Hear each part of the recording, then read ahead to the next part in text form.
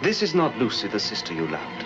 It's only a shell, possessed and corrupted by the evil of Dracula.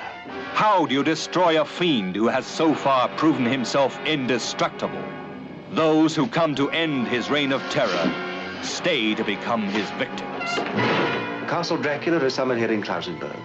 Will you tell me how I get there? You ordered a meal, sir. As an innkeeper, it's my duty to serve you. When you've eaten, I ask you to go and leave us in peace. This is the doctor who dares to challenge the vampire Dracula, the bedeviled master of all that is evil.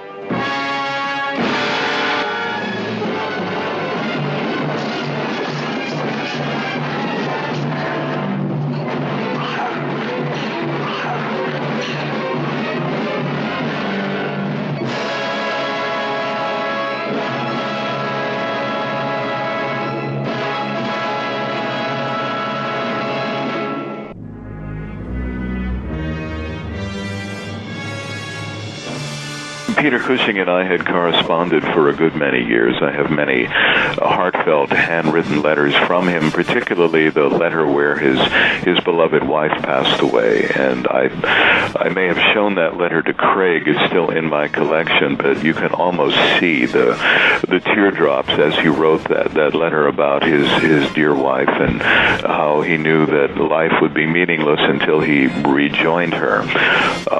And then I got to meet Peter in 1975 at Fari Ackerman's famous MUNSTERS convention in New York City. And he came out of the elevator looking very dapper and distinguished, like Baron Frankenstein. And I approached him and said, Mr. Cushing, we used to correspond. And I had written letters always signing my brother's name as well as mine, so if there were a response, my brother would be acknowledged as well. So he said, what's your name? And I said, Steve Vertlieb. And he said, oh, yes, you used to write me with your brother, just like Laurel and Hardy.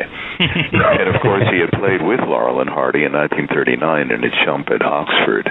But he was a very charming gentleman, and I treasure our correspondence those many years. And as far as Christopher Lee, I never really had a relationship. I do have some letters from him over the years, but through a mutual friend, I had sent him some years ago a couple of photographs of Veronica Carlson and I,